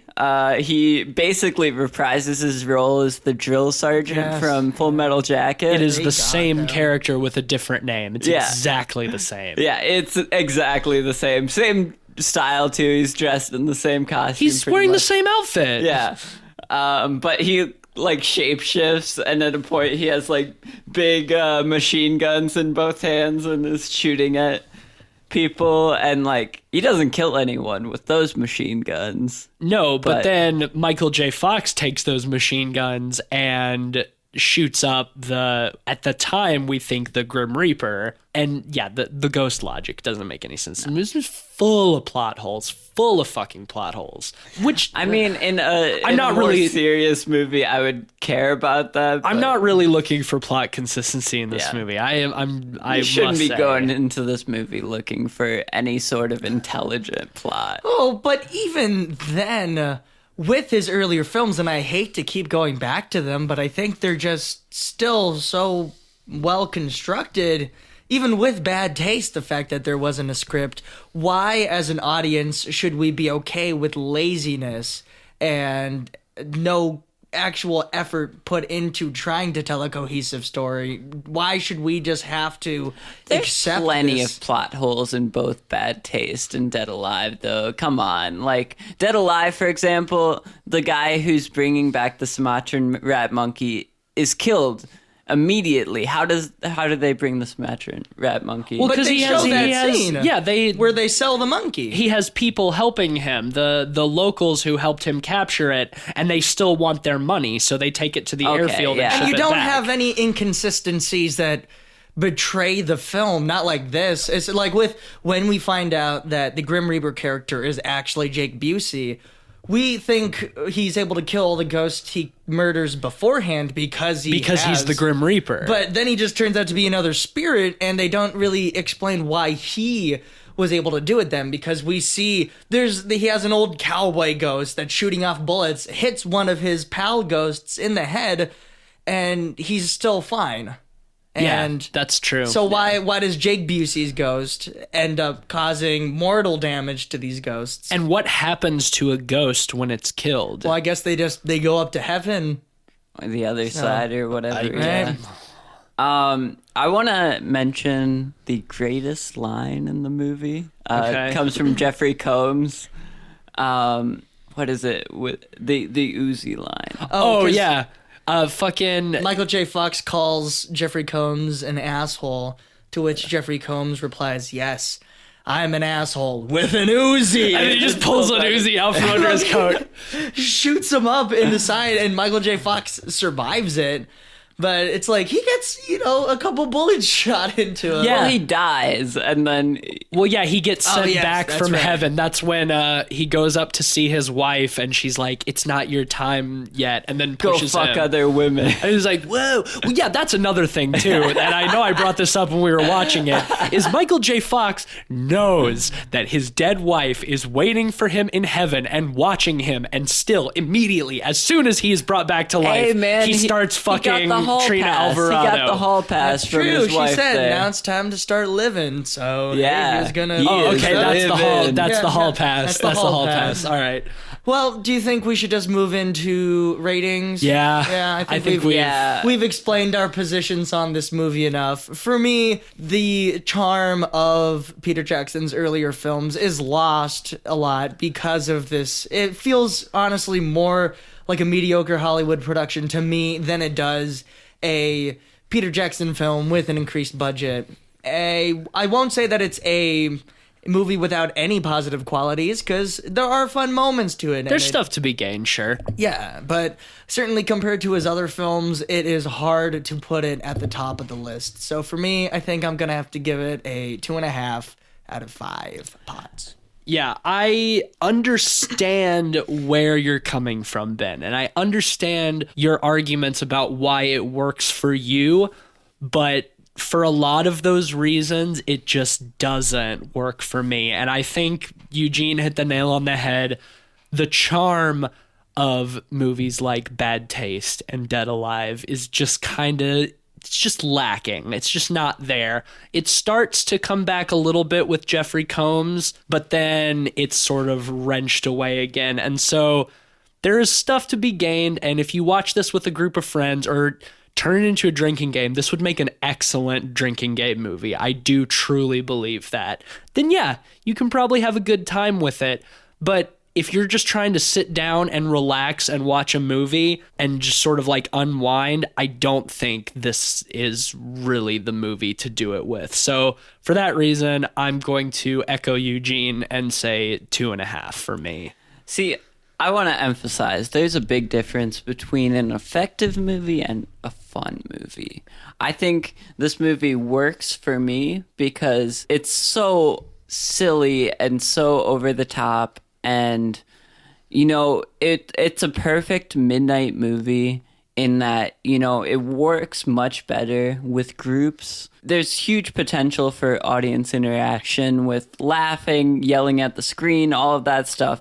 It's a perfect movie to roast.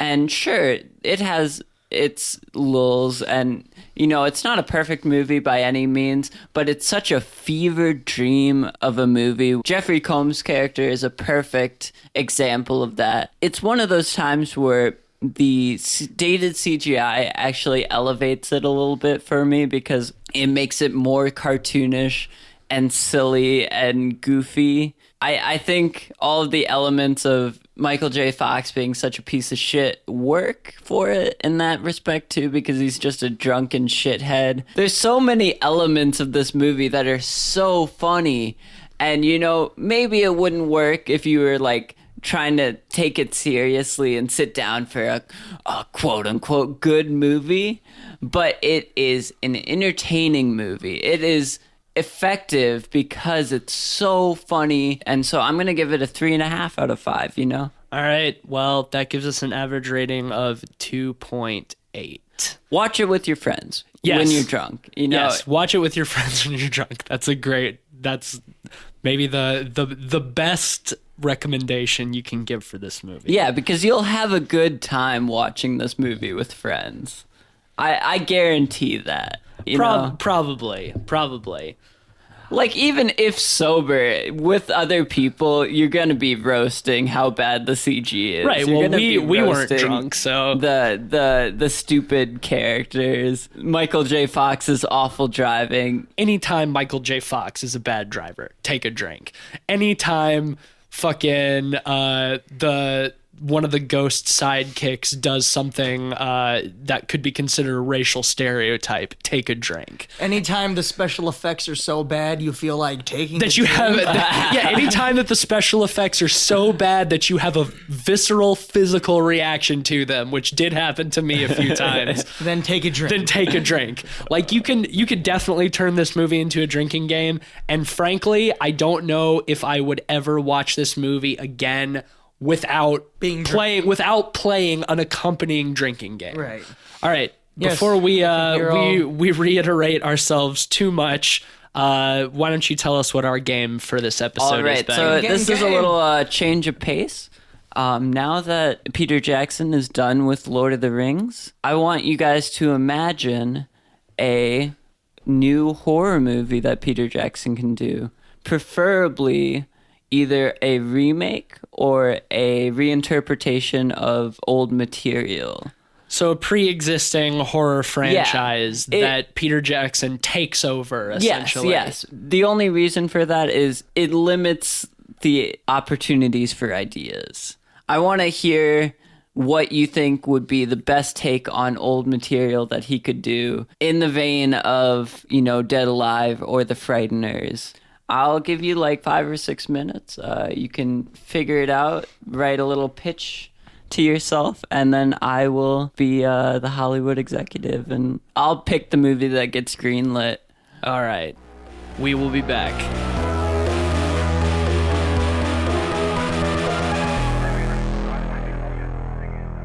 All right, we're back. Since Eugene won last week's game, I will let Matisse choose whether he wants to pitch first or second. Well, I feel like every time I do that, I always end up pitching second. So this time, I'm going to pitch first. All right. Because I had a really brilliant idea, Mr. Weinstein. So, in order to save Universal's Dark Universe, Peter Jackson is going to direct the remake of The Invisible Man. Ooh. Still starring Johnny Depp, though. Because that has comedic potential that I really, really want to be there. And not because Johnny Depp is funny. Because he is not a funny man. So Johnny Depp plays the Invisible Man. He is Claude Rains. That is his character's name. He is the Invisible Man, Claude Rains. But here's the thing about it. He's completely invisible except for his mustache. Oh boy. His mustache is the only thing that is still visible. Pulling a reverse Is it like a Justice League. Mordecai mustache? It sure is. Yes. So imagine a disembodied Mordecai mustache that speaks with the voice of Jack Sparrow. Is he still like a drunken piece of shit? Yes, he's a brilliant drunken scientist who, after an experiment gone wrong, discovers that he is completely invisible except for his bad mustache, because that is the kind of sin that you cannot even hide from God. But a side effect of the invisibility process is that he goes utterly insane. He presents his discovery of turning invisible at like a conference. He's trying to win like the Peace Prize or some other scientific bullshit. But it makes him go crazy, and so he starts killing everybody. We're talking like the same kind of effects from like Dead Alive. All puppetry, all makeup, all prosthetics, even more fake blood though. Like, think Dead Alive, but like 3 times as gory. And that offers opportunities for so many good moments because you can just see people getting pulled apart by nothing. Disembodied chainsaws with a fucking mustache. It's going to be full of one-liners too. All right. So I have a couple questions before we move on. Okay, sure. Okay, so first, what would the budget be for this masterpiece? Well, since they're gonna need so many puppets and so much fake blood, I'm gonna say we need a budget of at least $100 million. No CG though. I don't want any CG in this movie. Okay. Except for maybe the mustache. The mustache might have to be CG, but everything else practical. All right, $100 million of invisible of invisible mustache, just like how in Watchmen they spent like $7 million digitally rendering Dr. Manhattan's dangly blue penis. I want them to use at least 10 million of the 100 million to digitally render Johnny Depp's bad mustache. What if he also has a mustache over his penis? No, okay, I see what you're getting at. Oh no, see that's at one point he's having sex. So all you see is the mustache and the condom. Just on an invisible penis. See, that offers some really great opportunities. And it's not technically nudity. You're right. So we can still give this an R rating instead of an X rating. You really beat the censors. I'm too smart for you. I'm too smart for you, censors. What do you think the runtime would be? I'm thinking keep it to a tight 90 minutes, maybe an hour 45, but I don't want it to be too overbloated. Sure. And then finally, the lead protagonist then would be the Invisible Man. Oh, yes. I presume. Oh, yes. How do you trace Of course, Peter Jackson would make a cameo. How do you trace the bedlam to the main character? Do you just like sympathize with him, or do you just like follow? Oh no, madness? he's an anti-hero. He's an agent of chaos. Okay, brilliant. All right, Eugene, what do you have for me? So this is actually in line 2 with the Dark Universe, that this would be Peter Jackson's reimagining of Frankenstein. It would be Frankenstein, the Legend Reborn. In this one, it is a modern take where Dr. Frankenstein is down on his luck, and one day he is watching American Idol, and he realizes the best way for him to become successful is to create the most rockingest creature that anyone has ever seen. Oh my god. This is going to bring back a lot of Peter Jackson cast, some good old boys. Sean Astin is going to play Dr. Frankenstein. I love it. And Igor is going to be played by Jack Black. And the first part of the movie is going to be them just trying to find body parts. It's going to have some of that nice special effect goriness, them trying to sew together all these miscellaneous parts to create these creature, which is going to be very loosely constructed throughout the rest of the film. And Frankenstein is going to be played by, of course, none other than Elijah Wood, who immediately escapes and ends up killing the doctor. And while he runs away from the castle, he comes across a metal show. And at the metal show, he starts headbanging, his head pops off, and it gets crowd surfed over to the stage. And the lead singer's like, hey, let's give this piece of head a little bit of a chance to sing. And then he sings, everyone loves it, it's great. And then he starts to go on tour, the Frankenstein monster. And during this time, Igor works meticulously to bring Sean Astin back to life. And he eventually resurrects him as well, and he becomes a sort of monster as well. Thus begins his journey to join a band and to try and... Because Frankenstein, the monster, is on tour right now. So he needs to become a popular band so he can play a set with him, which will bring them into a clash together and will end in a wild battle of the bands where both of them are on drums and they have to battle each other. So you're saying they're both percussionists? Yes. They both play the drums? Yes, and they're still doing some singing and stuff. Igor's there, of course. Jack Black, he's going to be singing for Dr. Frankenstein. At the end of it, Frankenstein's monster wins the competition, which makes Dr. Frankenstein very sad. But as he is about to leave, Frankenstein stops him and brings him on stage, and they stand proud and victorious together in front of the crowd. And the movie ends with a nice little epilogue. They have a family. They're multi-millionaire record-selling musicians, and they can live a very happy life together. So what you're telling me is this sounds like Frankenstein meets Pitch Perfect meets The Crow. Oh, yeah! That's Brilliant. exactly what it is. All right, so I have a few questions Okay. for you. right, I'm going go to for grill it. you a little bit. Budget. What are you Ooh. thinking? You know, this one's gonna be real stripped down. It's a return to his roots, so I'd say $1 million at the most. Oh, Yes. a single $1 million. Yes, because... And of course, since you have this metal band and a music-centric theme of the movie, you have to have some sort of famous musician writing all the music. Oh, yes, that's right. We're gonna get Rammstein. Oh, okay. All right. Yeah, but we're gonna send them a very lovely letter, so they're gonna want to like do it for free, and that's gonna be really sweet. Of course. Yeah. Well, it'll be a passion project for them. I Exactly. think. Yes, Yeah. this is all coming from as all the actors took massive pay cuts as well. This is all just out of love for P-Jacks. I thought you were going to say that Trent Reznor is going to do the score for this, but Rammstein's good too. Yeah. And finally, runtime. What do you think? Runtime, well, because it's going to take a while for Dr. Frankenstein to gain the credibility. There's going to be a lot of focus put in the second act about him just auditioning and trying to like get record deals and stuff. So about 2.5 hours is what I'm expecting this movie to be, because I want to put a lot of focus on that. It's about the music industry too, as a whole, conceptually. So a lot of things to cover.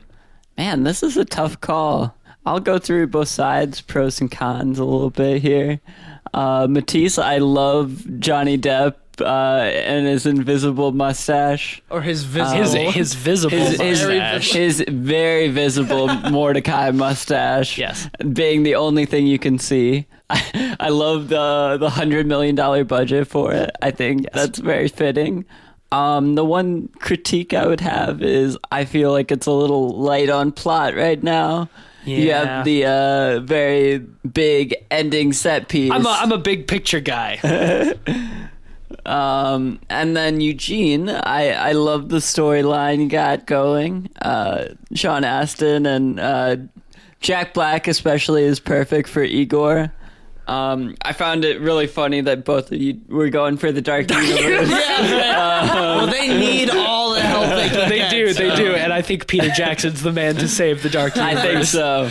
I am kind of torn on it, Eugene, because like it's very funny and very Peter Jackson-esque, but you get a little sentimental in the second and third act with the Battle of the Bands. What can I say? And the music industry scathing critique At the end of Boogie it all, Nights style that you're doing. All movies are about family. It doesn't sound like there's much of a body count in your movie, Eugene, whereas there's an enormous body count in my movie. Yes, that is where we differ. This one is this is more of like a sweet love story between a father and his son. This is the Lovely Bones. The music. Oh no! Don't listen to that. He's trying to smear me.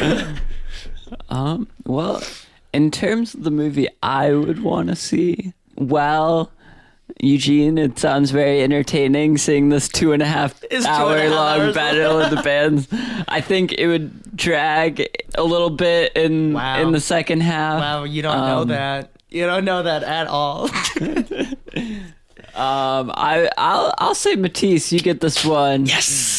Just because of Johnny Depp's Mordecai mustache, Dr. your Claude clever Rains. censorship workaround. He hangs dong without it actually being considered nudity because he's invisible. Yeah, you got some Lethal Weapon 5 stuff going Exactly. on right there. All right. So our next episode will be our Christmas special, 'Tis the Season. So we will be watching the original Black Christmas, Santa's Sleigh, starring Bill Goldberg. And for my pick, what else we're gonna watch? Let's talk about Krampus. Last year's breakout Christmas horror movie, Krampus, which is a movie that I love a lot. So I'm excited to watch it again and get to talk about it on the show. I have It's not gonna be seen a great it. episode. Yes, I hope you guys are ready. This is going to be a Christmas extravaganza. Festive time. A festivus for the rest of us. I think it'll be one of the first episodes where all three of the movies are legitimately great. Yes, Look forward to that. It'll be coming very soon. very soon. Thank you for listening. As always, if you like the show, please give us a rating and brief review on Apple Podcasts. We still don't have enough ratings for them to take an average, so we'd really like to get on there. So if you like the show, help us out, give us a shout out. Follow us on Facebook and Twitter, Pod People Pod, for both of those. Still looking for some recommendations for themes in 2018, so hit us up on there. You can follow my personal Twitter at Mr. Van Awesome. I'm at Mr. Sheets. I'm at Strictly Haiku. And Eugene still needs to put more haikus up. And there's enough. There are like 10. They are very, very good, though. The show is produced by Ben Sheets, who does our theme music as well. Check him out on Spotify, SoundCloud, Bandcamp, Eaten by Nostalgia. I am the editor of the show, which is certainly a labor of love, because I love you guys and I love the show. And you love labor. And I love labor. We will be back for our Christmas special, Be Merry and Be Scary. I'm Matisse Van Rossum. I am Eugene Lundeen. And I'm Ben Sheets. Goodbye! Bye. Stay toasty.